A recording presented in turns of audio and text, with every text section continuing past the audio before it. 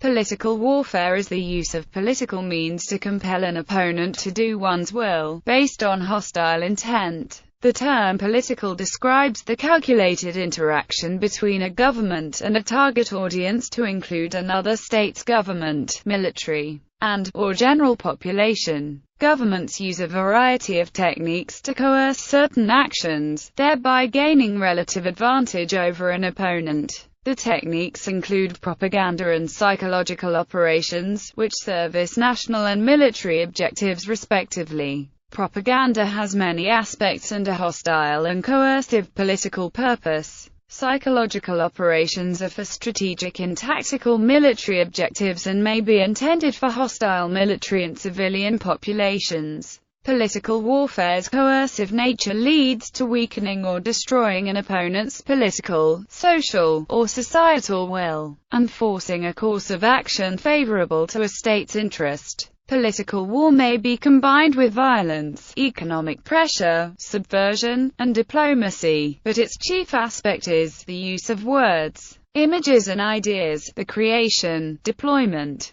and continuation of these coercive methods are a function of statecraft for nations and serve as a potential substitute for more direct military action. For instance, methods like economic sanctions or embargoes are intended to inflict the necessary economic damage to force political change. The utilized methods and techniques in political war depend on the state's political vision and composition. Conduct will differ according to whether the state is totalitarian, authoritative, or democratic. The ultimate goal of political warfare is to alter an opponent's opinions and actions in favor of one state's interests without utilizing military power. This type of organized persuasion or coercion also has the practical purpose of saving lives through eschewing the use of violence in order to further political goals. Thus, political warfare also involves the art of heartening friends and disheartening enemies, of gaining help for one's cause and causing the abandonment of the enemies. Generally, political warfare is distinguished by its hostile intent and through potential escalation, but the loss of life is an accepted consequence. The tools of political warfare. Peaceful political warfare. Political warfare utilizes all instruments, short of war, available to a nation to achieve its national objectives. The best tool of political warfare is effective policy forcefully explained, or more directly,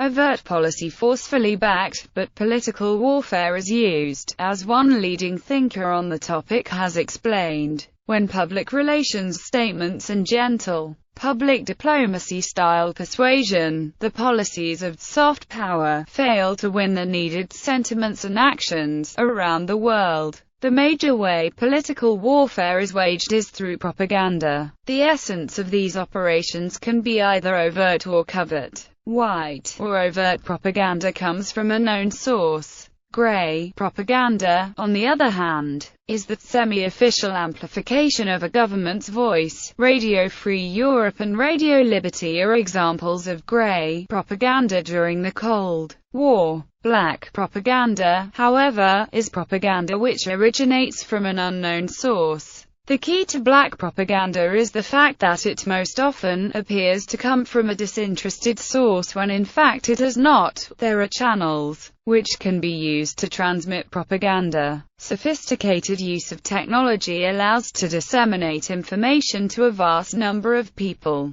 The most basic channel is the spoken word. This can include live speeches or radio and television broadcasts. Overt or covert radio broadcasting can be an especially useful tool. The printed word is also very powerful, including pamphlets, leaflets, books, magazines, political cartoons, and planted newspaper articles. Subversion, agents of influence, spies, journalists, and useful idiots can all be used as powerful tools in political warfare. Aggressive political warfare. Political warfare also includes aggressive activities by one actor to offensively gain relative advantage or control over another. Between nation-states, it can end in the seizure of power or in the open assimilation of the victimized state into the political system or power complex of the aggressor. This aggressor-victim relationship has also been seen between rivals within a state and may involve tactics like assassination, paramilitary activity, sabotage, coup d'état, insurgency, revolution, guerrilla warfare, and civil war. Foreign infiltration or liberation occurs when a government is overthrown by foreign military or diplomatic intervention, or through covert means.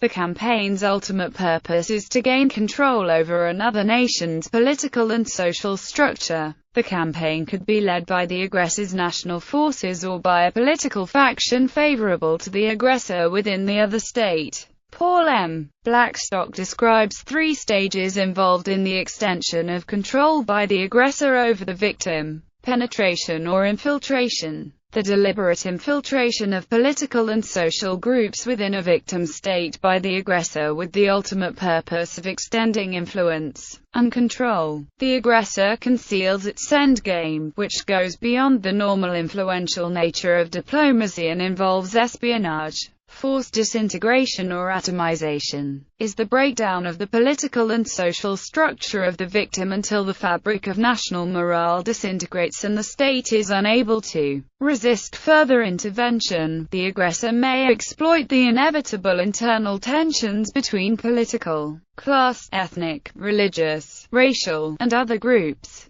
This concept is a similar strategy to divide and conquer, subversion and defection. Subversion is the undermining or detachment of the loyalties of significant political and social groups within the victimized state, and the transference to the political or ideological causes of the aggressor, in lieu of total and direct transference. The aggressor may accept intermediate states that still meets its objectives, such as the favor of politically significant individuals. Furthermore, the formation of a counter-elite, made up of influential individuals and key leaders, within the victim state establishes the legitimacy and permanency of a new regime. Defection is the transference of allegiance of key individuals and leaders to the aggressor's camp. The individual could relocate or stay in place in the victim country, continually influencing local issues and events in the aggressor's favor. Defectors also provide insider information to the aggressor.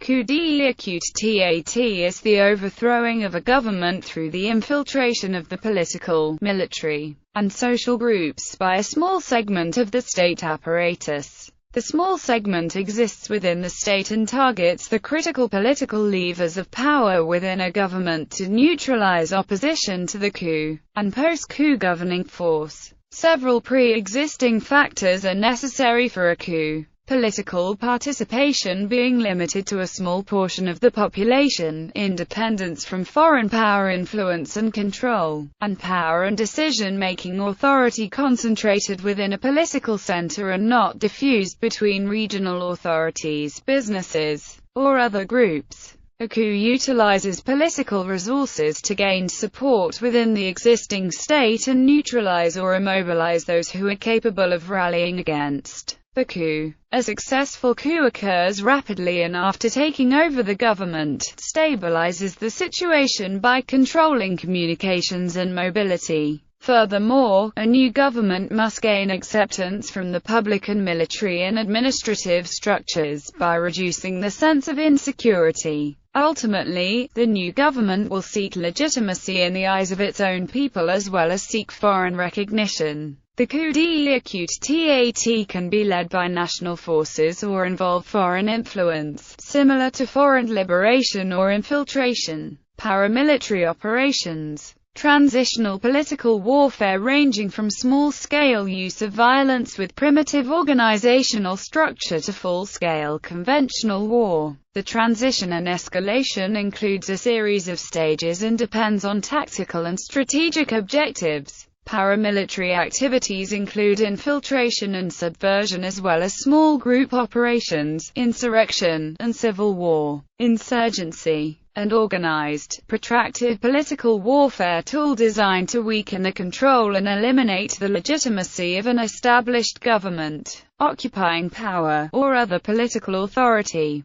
An insurgency is an internal conflict and the primary struggle is to mobilize local populations for political control and gain popular support towards the insurgents' cause. Insurgencies include political and military objectives, with the end goal of establishing a legitimate, rival state structure. Insurgencies are unconventional military conflicts which incorporate a variety of methods, ranging from coercive tools like intimidation and assassination, to political tools like propaganda and social services. An insurgency's approaches and objectives could involve perpetual disorder and violence, demonstrating the government's inability to provide security for the populace, weakening the government and killing or intimidating any effective opposition against the government, intimidating the population and discouraging its participation in, or support for political or legal processes, controlling or intimidating police and military forces, or by creating government repression by provoking overreactions by security or military forces. Soviet political warfare in Afghanistan. The Soviet Union remains a comprehensive example of an aggressive nation which expanded its empire through covert infiltration and direct military involvement. Following World War II, the Soviet Union believed European economies would disintegrate, leaving social and economic chaos and allowing for Soviet expansion into new territories. While many of these countries' political and social structures were in post-war disarray, the Soviet Union's proxy communist parties were well organized and able to take control of these weak, newly formed Eastern European governments. Moreover, the clandestine operations of the Soviet intelligence services and the occupying forces of the Soviet military further infiltrated the political and social spheres of the new satellites. Conversely, in 1979,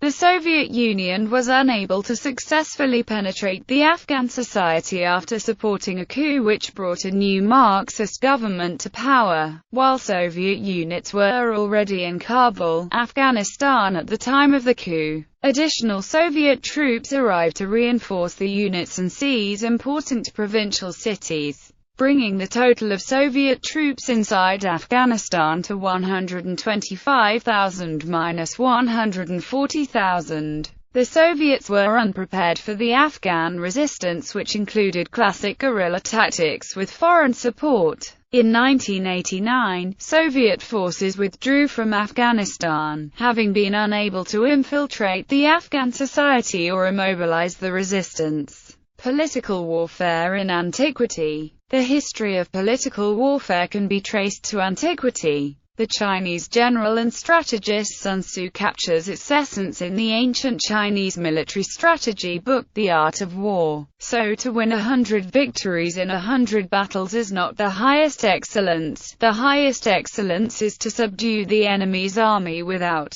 fighting at all. The expert in using the military subdues the enemy's forces without going to battle, takes the enemy's walled cities without launching an attack, and crushes the enemy's state without protracted war. There are abundant examples of political warfare in antiquity. In ancient Greece, a famous example is that of the Trojan horse, which used deception for tactical military objectives. Propaganda was commonly utilized, including Greek rhetoric and theatre, which used words and images to influence populations throughout the Hellenic world. This practice has left a lasting legacy of speech as a mechanism of political power, greater than force in solving disputes and inducing submission. During this same period, Alexander the Great used coinage imprinted with his own image, indirectly forcing conquered nations to accept his legitimacy as national ruler and to unite disparate nations together under his dominion. Ancient Rome utilized similar political warfare as the Greeks, including rhetoric, as displayed by Cicero, and art, as seen in coinage, statues,